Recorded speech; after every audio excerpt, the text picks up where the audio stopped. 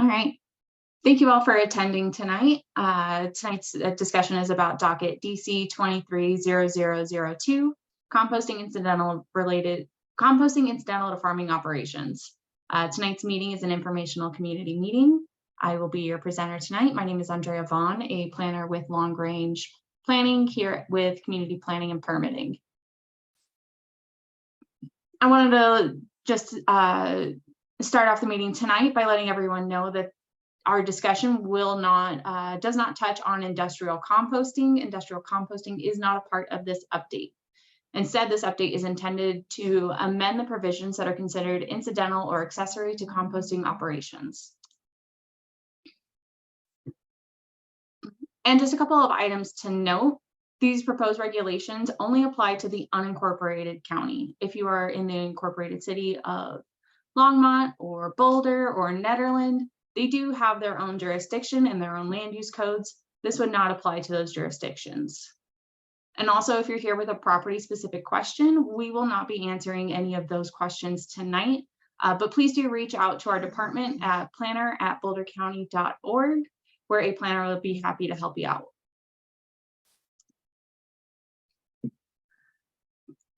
Our goal for tonight's meeting is to explain the proposed draft text and to answer any questions that you may have.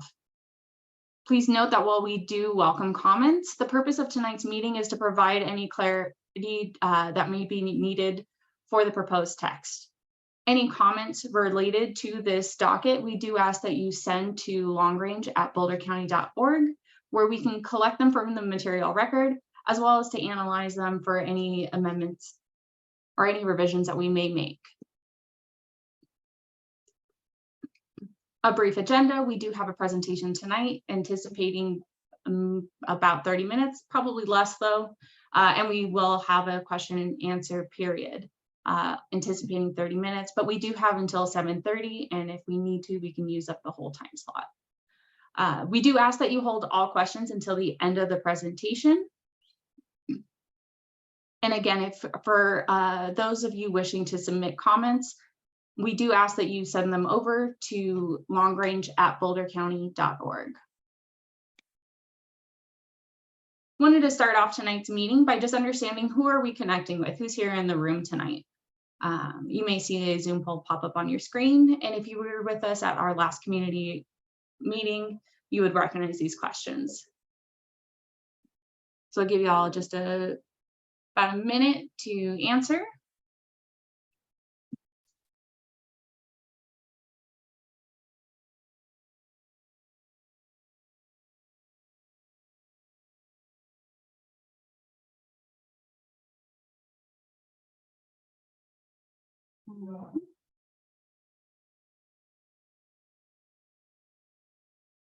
I always feel like we should have some like pause music playing here.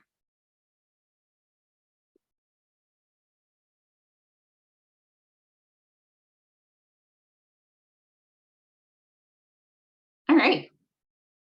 And I can see that we have a few people here who are actively working in compost. We also have a few ag producers and 2 that identified as others. So thank you for joining me tonight. I also wanted to make mention, I do know that this conflicts with a Board of County Commissioners hearing or discussion tonight about property tax evaluation. So again, I do thank you all for taking the time to be with us tonight.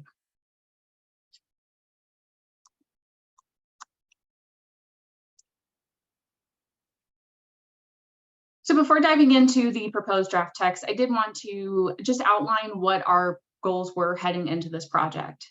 The first was to reduce barriers to composting as a regenerative agricultural practice. The second was to close the loop on the circular economy by allowing agricultural producers to retail finished compost. And the third was to develop clearer code language within the land use code.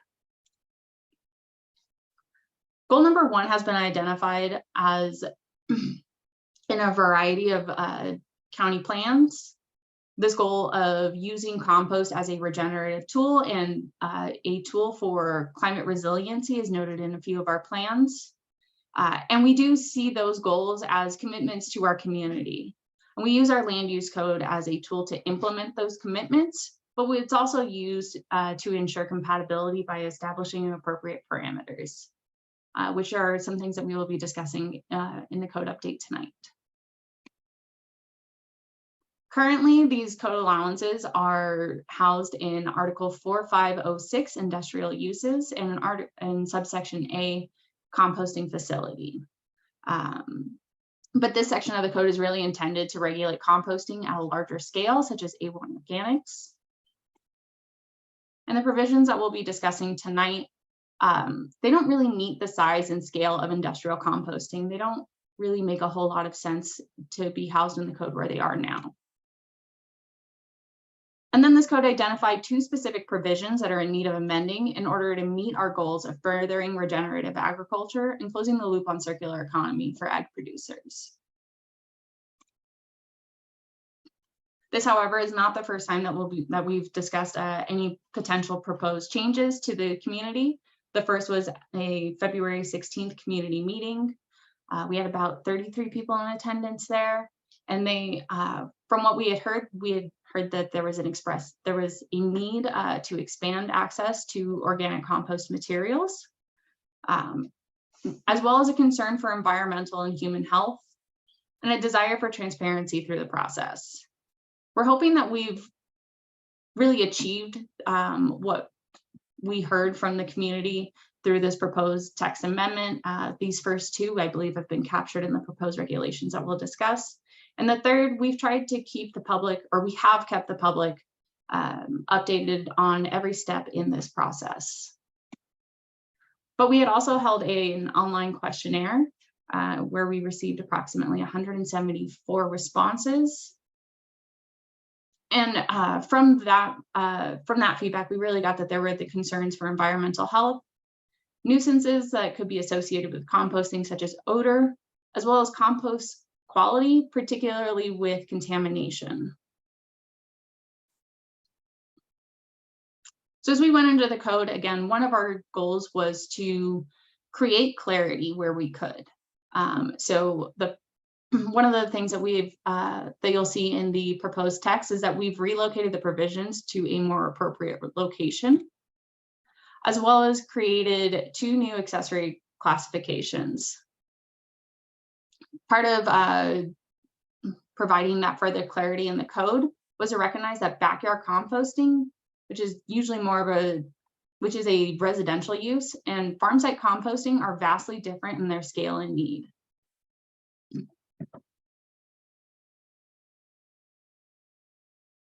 So first, the proposed text removes the provisions of 5A entirely from the composting facility use. Again, housing the provisions in this part of the code, it really buries these accessory composting uses and makes it unclear where this type of composting may happen. It also conflates these accessory composting with industrial. And then, so we did create an accessory use for accessory agricultural composting, and that is proposed to be located in Article 4516 of the code. Provision A2 here states that composting is a use by right, where ag is also a use by right. So this just aligns those 2. And here, Article 5A defines the types of materials that can be collected and removes the restriction from collecting from the general public. We've also required that food waste be separated at their origin point from other waste materials. This is intended to allow for farmers to collect directly from individuals and is not intended to allow for waste collection companies to start using farm sites as a dump site. I would also like to just note here that we have discussed through this code update, we were in discussion with Colorado Department of Public Health and Environment, and they do have their own regulations and parameters when it does come to this type of composting. And so we do recommend that if you're interested in composting using materials collected off-site, that you do just get in touch with CDPHE to ensure that your project is in line with their regulations. We've also kept some of the provisions from the current code, and those have made their way into the draft update. These previous parameters have been maintained in order to ensure compatibility with the surrounding area. And we found that they're effective in limiting nuisances associated with composting. I did reach out to our code compliance team and asked if there have been any issues with composting over the years, and none had any that they could think of, as well as we have yet to hear from any farmers with any sort of concern about these parameters, limiting them from what they need to be doing. And finally, subsection E just lets everyone know that there are other state and federal agencies that do regulate composting, and that other permitting or licenses may be required. Again, we were in discussion with CDPHE, and they do have registration and licensing requirements for composting, depending on what scale you're operating at. And in having that clarity for the different types of composting, we did create an accessory use for backyard composting. These provisions provide clarity that backyard composting is an allowed use, which alleviates conflict with other sections of the code that do not allow for a collection of rubbish on property. So it emphasizes that composting is not trash. Again, just highlights where backyard composting may be or is permitted. And in the parameters we've defined, we do limit the types of materials that can be composted, and we do limit the distribution of composted material from the site. And provisions C and D state that the amount of active compost material does not exceed 5 cubic yards at any one time. The location of compost must meet the zone district setbacks if more than 1 cubic yard of material is being composted at any one time. These provisions are intended to minimize nuisances such as odor, and establishes a scale that is more reflective of the average household needs. In defining these parameters, our research showed that the minimum size for a compost pile is 1 cubic yard. And that the EPA estimates that a cubic yard of food waste is about 463 pounds, and that in a year, the average person wastes about 492 to 132 pounds of food. It's also important to note here that composting can happen depending on the success and techniques used. Composting can happen at a time range of anywhere between, it could take weeks or it could be months. And so we do believe that these parameters do really fully help encapsulate the needs of the average household.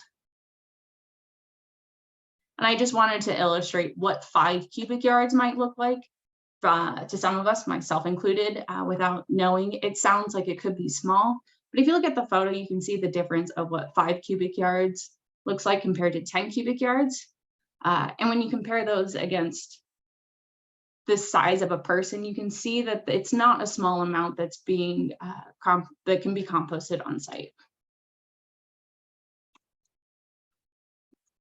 Finally, some of the clarity that we needed to provide through this update is clarifying the definition of agricultural product to include compost.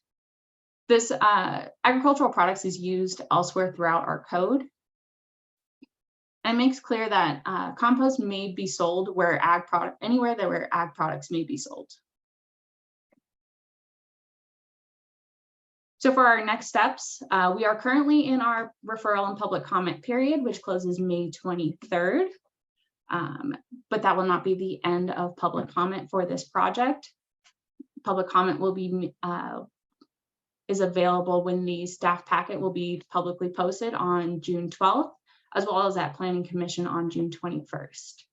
We don't have a date yet for the Board of County Commissioners, but we're hoping to present this in August. And similarly, a staff packet will be made publicly available where comments may be made, and comments will also be taken at the hearing. We do ask that all comments be emailed to longrange@bouldercounty.org. And if you haven't yet, please do sign up to receive notifications on our Gov delivery system. And the link is available in the slide deck, which will be made available after this presentation tonight. So we're getting ready to move into Q&A. Thank you all for sitting through the presentation with me. Again, if there are any property specific questions, we do ask that you email planner@bouldercounty.org. Otherwise, for Q&A, we do ask that you use the raise hand function, or otherwise you may type a question regarding the proposed text into the Q&A. And just to get us started off, there's only one ground rule. We do ask that you just be respectful of one another. So thank you again, and I'm happy to take any questions.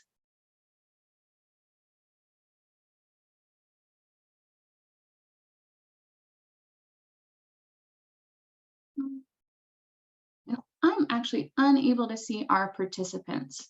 Jack, do you see anybody with their hands up? Andrea, this is Rick Hackett staff. We have a question from Daniel Match. And Daniel, you can unmute yourself and ask your question. Hello, I just wanted to, I'm curious, you mentioned the backyard exemption of 5 cubic yards. In your discussion with CDPHE, I'm curious whether they mentioned that they're conditionally exempt, meaning that they ask you to register with the state, but you don't have to have a permit. They are considering raising that this year from 5 cubic yards to 10 or possibly 20. Just curious whether that came up in your discussion with them. Thanks. Hey, Dan, I actually have a question to just bounce back to you. Are you asking about the conditionally exempt small quantity composting? Yes. Okay, so they do, the backyard composting is different. The backyard composting is really intended again for that residential scale. And they do see the conditionally exempt small quantity, or CESQ, is not permitted for backyard composting. But we did discuss those potential changes that CDPHE has, and we are anticipating being a part of their stakeholder process this summer. Great, thank you. Thank you. All right, let's see, do we have any questions in the Q&A? Jack or Hannah, do you guys see anyone? I'm not seeing any. All right, oh, saw someone raise their hand and then it went down. Richard Andrews, if you do have a question, feel free to unmute. Saw your hand went up for a brief second. Yes, this is Rich Andrews. I'm an environmental scientist and engineer, and also a small-scale organic farmer. I've been involved with composting stuff here over the many years it's been discussed. My question, we've got a couple of them actually. One of the things that's you were just talking about was, the cubic yard limitations for the couple different cases. And I guess I would point out that some of the other regulatory bodies at state and even federal levels that deal with composting don't express their limitations in sizing and that sort of thing in volume terms, but in fact use mass terms. So I guess I would suggest maybe you might want to get consistent so things aren't confusing from one regulatory body to another. You can respond to that if you want. And I've got a second question. Thank you, Richard. I'll just take a second to respond to that. We were in discussion with CDPHE going through when we were drafting the proposed text, and they do measure in cubic yards for their parameters. There are other agencies involved in the composting issue. And there are several, actually. It's not Maybe just. I can help here. That'd be great, Hannah. I'm sure there are a variety of ways that different people measure amounts of material. For us, in our code, we need one that's relatively straightforward and simple for people to understand, and simple for us to measure if it comes up. I think there are probably a lot of ways the land use code doesn't align with maybe other jurisdictions or other agencies and how they do things. And this is the option that we've been working with for many years, and it does seem to work for us in Boulder County. Thank you, Hannah. Can I ask my second question? Absolutely. The other thing that I've noted in these rules, or proposed rules, is it has also, again, has to do with kind of size and quantities. And for on farmstead composting, again, there are size limitations put in place. But some farms are very large, lots of acreage, and lots of need for just supplying their own needs if they chose to use composting and compost materials for amending their soils. Others are quite small. So to put an absolute top limit could in fact be very limiting to some of the larger possible users of compost in the county, and I don't think that would be appropriate. So think about that as an issue in kind of arbitrarily setting the amounts that any one operation could employ.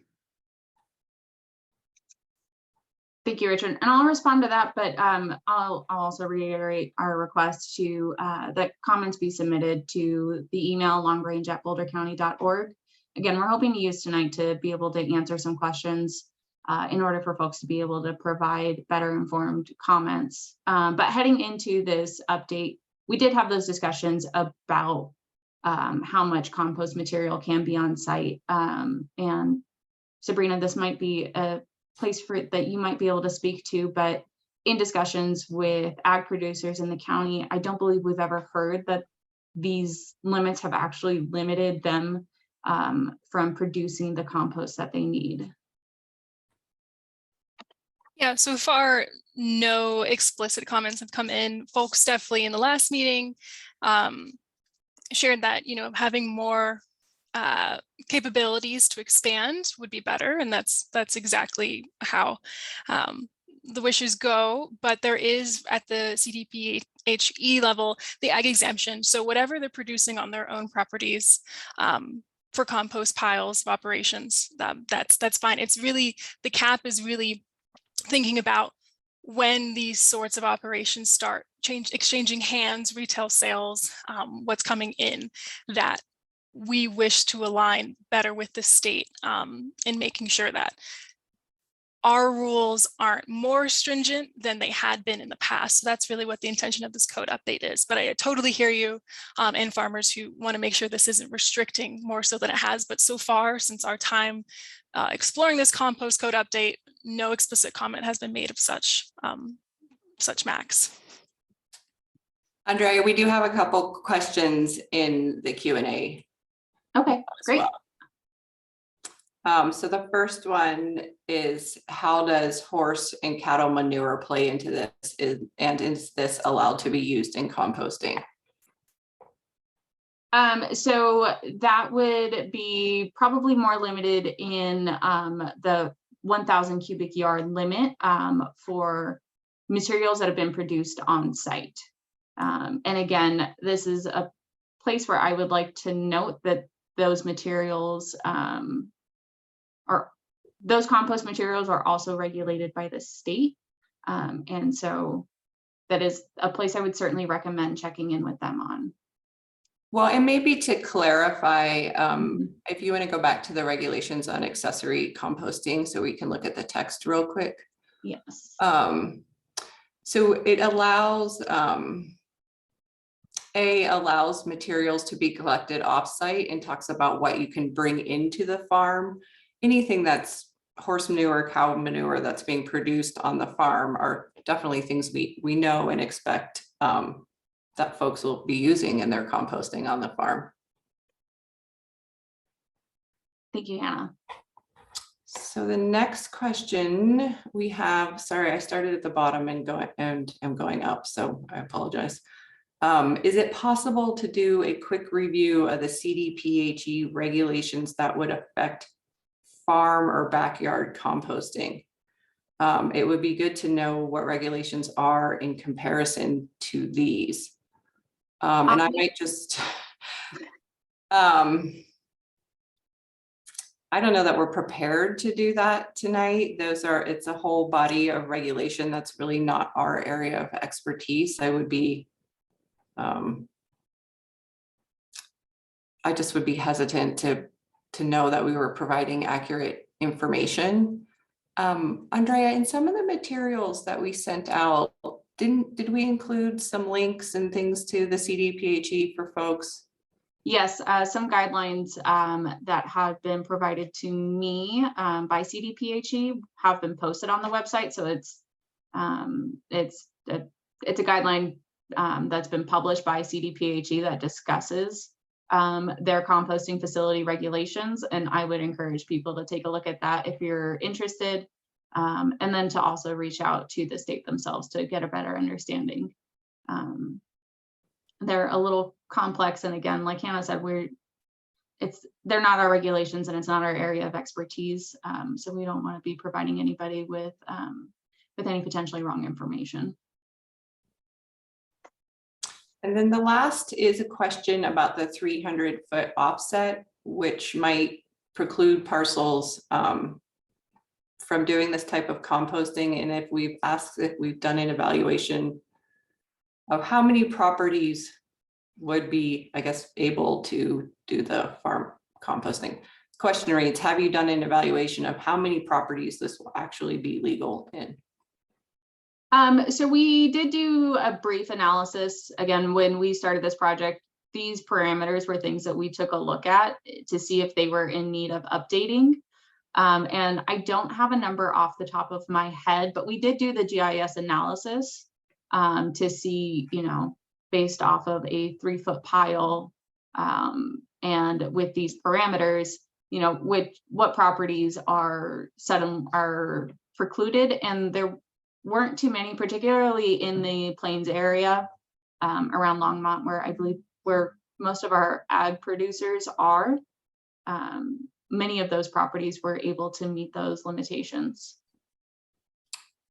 Yeah, the only thing I think I would add to that is, the impetus in the reasons that we heard from farmers that these updates were needed weren't related to those distances. So we were really focused on responding to what we heard about the need for materials collection and sales, which has been really the primary focus here.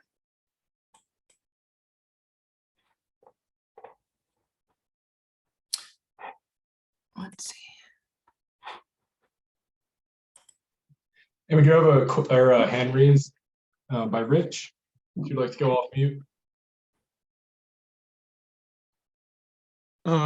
Yeah, just a quick comment. And my farm is about 6.5 acres. And believe me, 300-foot setbacks would be very significant anywhere on my property because it's an odd-shaped piece of property and could become quite limiting. Just that quick comment. I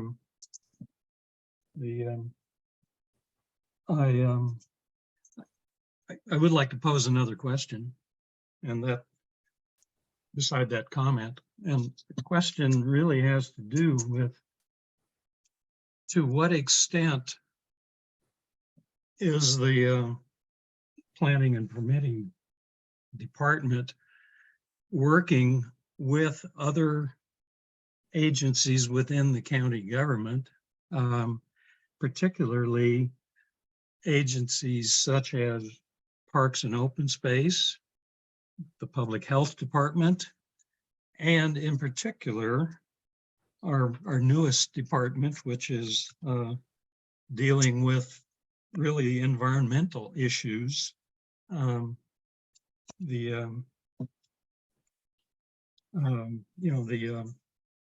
forgot their other acronym is OSCAR. And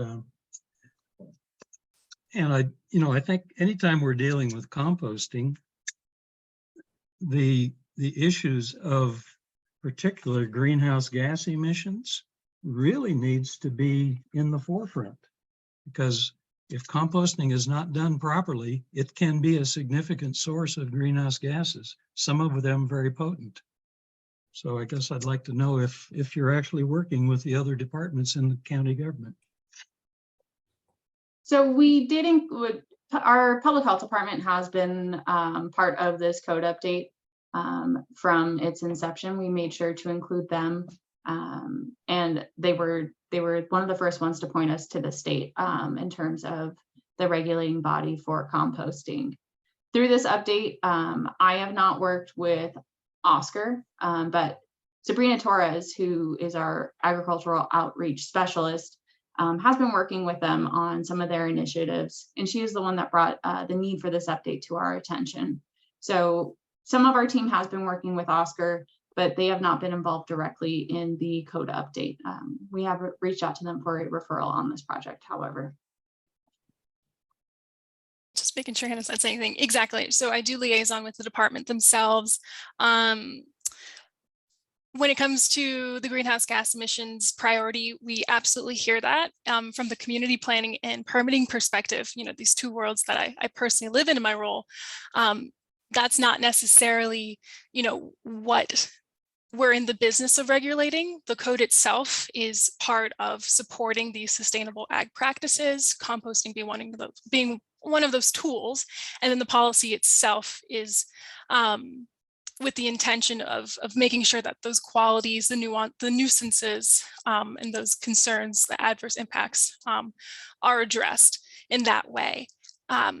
And I feel like there was one more thing. Oh, and this is the discussion with the departments. Yes, exactly like Andrea said, we've sent referrals, we work closely, but there are different people in the departments that have ag focuses, some others that don't. So depending on who you've contacted, may not be as fully informed as other folks and roles get to see these type of code updates and discussions more regularly day to day.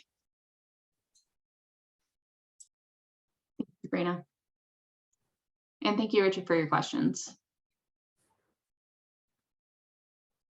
Do we have any other questions in the Q&A, or do we have any other hands up? I was able to see the attendees for a second and they went away. I don't see either.